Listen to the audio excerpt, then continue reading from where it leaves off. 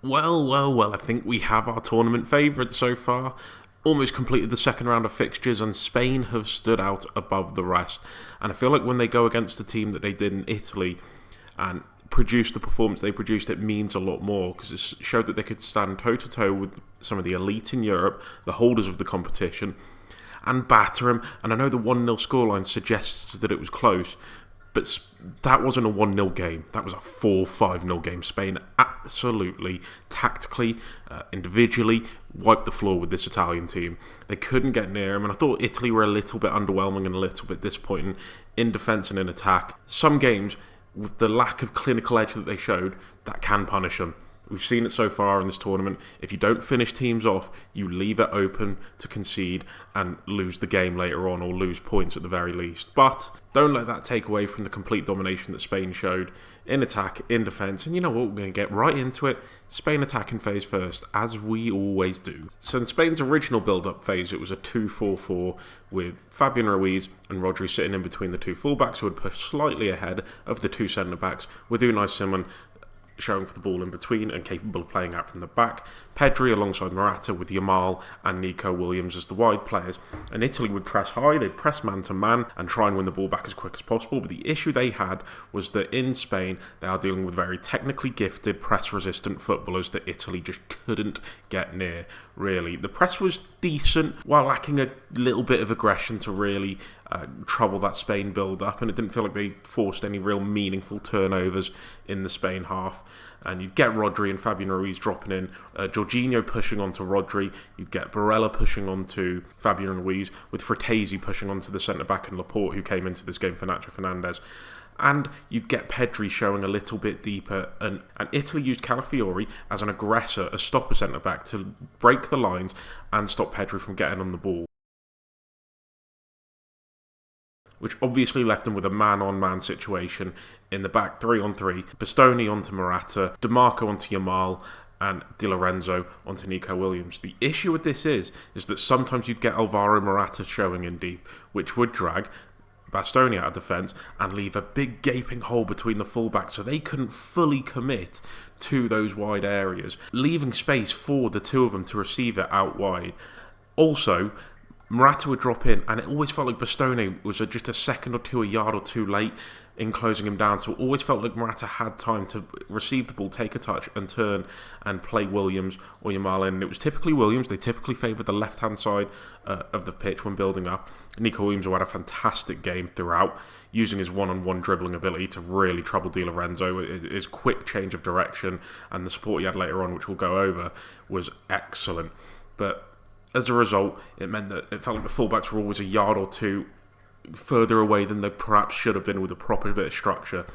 And Bastoni really lost that individual battle to Alvaro Morata. He did it brilliantly. And sometimes they wouldn't even wait for Alvaro Morata to drop in deep. They'd look to go direct right from the back. This isn't a Spain team that will play it short through the lines and use their short build-up and slower tempo to just sort of pass the team to death. It wouldn't be like a death of 1,000 cuts type thing.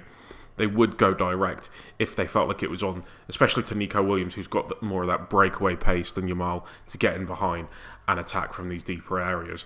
But when they did sustain attacks, when Italy did prevent them from being carved open right away, this is how Spain would look.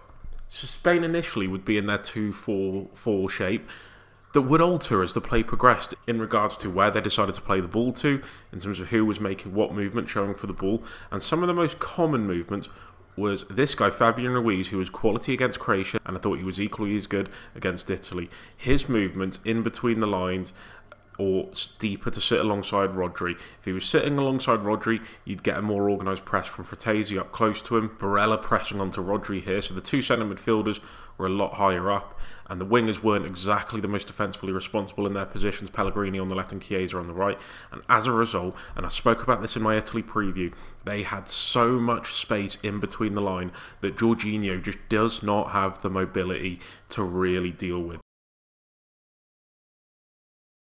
And as a result, Pedri was finding space in these areas to receive the ball from these deeper areas, or maybe it went out wide and into him, and Jorginho, it just felt like he couldn't get close. It was almost like, I mean, he must have thought he was seeing a ghost, because he'd see him in one position and think, okay, I can see him there.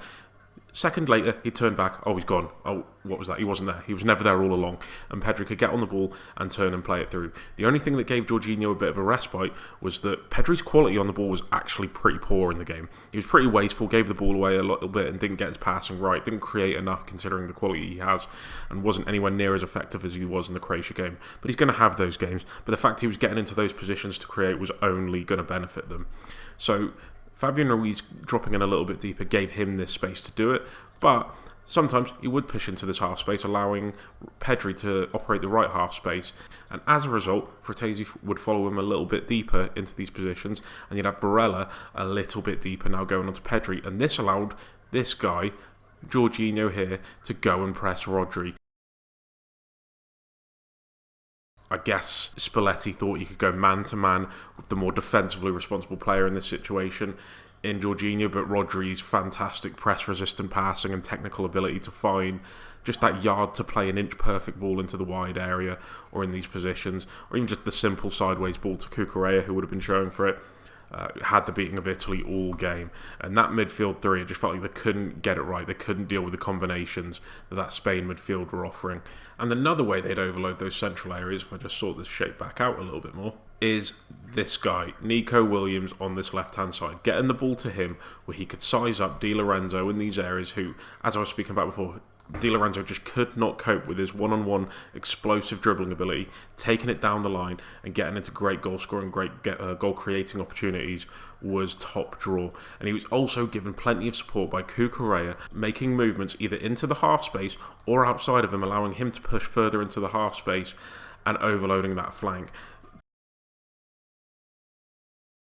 Di Lorenzo wasn't really being given any support from Chiesa on this side, and as a result, when this happened, Spain did shift into a bit of a back three as Carvajal would tuck in and form that. He wouldn't overcommit on this side once Cucurella had made that move forward, because Pedri was operating in the right half space. You had Williams and Cucurella exchanging down this side. So they had their 3-2-5 shape, and they did brilliantly with it, these two. Their interplay, it was very old-fashioned winger to fullback overlapping to get the crosses in. The same would happen on the other side as well. So if I just move this defence across a bit here, Carvajal would overlap sometimes to allow Lamine Yamal to operate in the half space with Pedri going over to the other side. Didn't happen as frequently because they weren't attacking down that side as much, but the same principle still applied. Carvajal, who wouldn't really underlap as much as Cucurella would, but getting Lamine Yamal in this area where he can create in this inside right position is still an effective means as anything. And Italy couldn't deal with the dynamism. They were getting so much space in behind. And you'd also see, if Jorginho was in positions like this where he was getting outnumbered by the likes of Pedri and Yamal, if he was caught covering one area of the pitch, then you get one of the centre-backs to come in and close the other player in the 10 position down.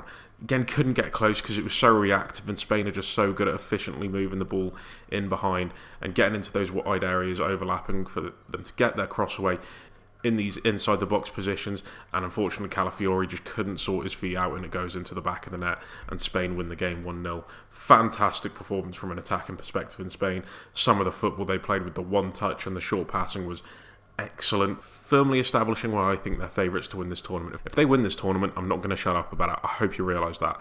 But I'm going to go on to the Italy attacking phase now. Italy in these positions would build up in a sort of 3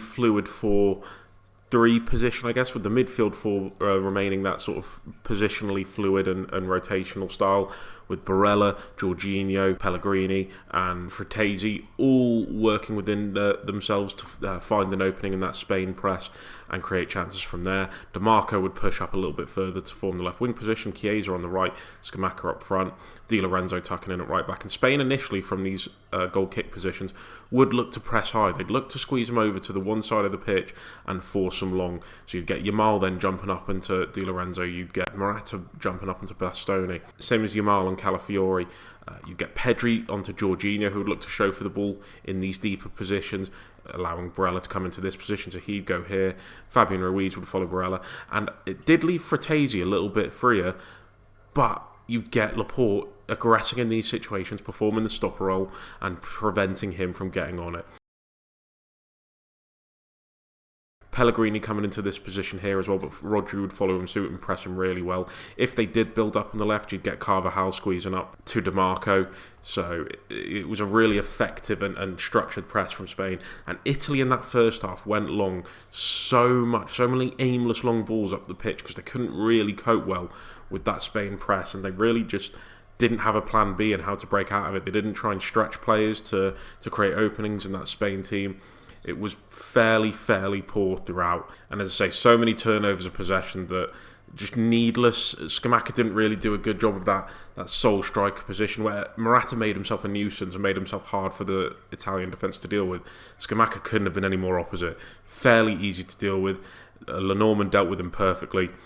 And it was just a pain for Italy to try and break out of these situations. But when they did, this is the shape that it would take up. And Spain dropped a lot deeper. Once that initial press was beaten, they quickly dropped in and performed a more zonal role, as I'm going to show now. And the 3-4-3 formation for Italy, and Spain, as you can see, dropped off into a more low to mid block in a more zonal aspect, and it would be to try and stop that back three from playing into these two midfielders with Jorginho and Barella. Morata and Pedri blocking the passing lanes. You'd have Yamal and Williams tucking in a little bit more as well, so the wide centre backs couldn't find these angles around here. Barella did show for it short here, and then the ball went back. That's when you'd start to see the press. You'd see Yamal up into this guy here, who would then be forced to play back to the centre-back. Then you'd see Morata jump in, with Pedri staying close to Jorginho here. Then you'd have Yamal jumping up to the left centre-back that allowed Nico Williams to come back and cover around to Barella on this side. And it was really well structured from that front four zonal, but they jumped to press when need to force transition, but quickly revert back into shape in these positions here. Did try and catch him out, Italy, by staggering Barella or Jorginho by dropping one, usually Jorginho into the back four to create more width in the build-up. You know how I feel about that. But they very rarely found that pass to the player in between the lines. The front four kept him out, and it was excellent defensive play from Spain in that regard.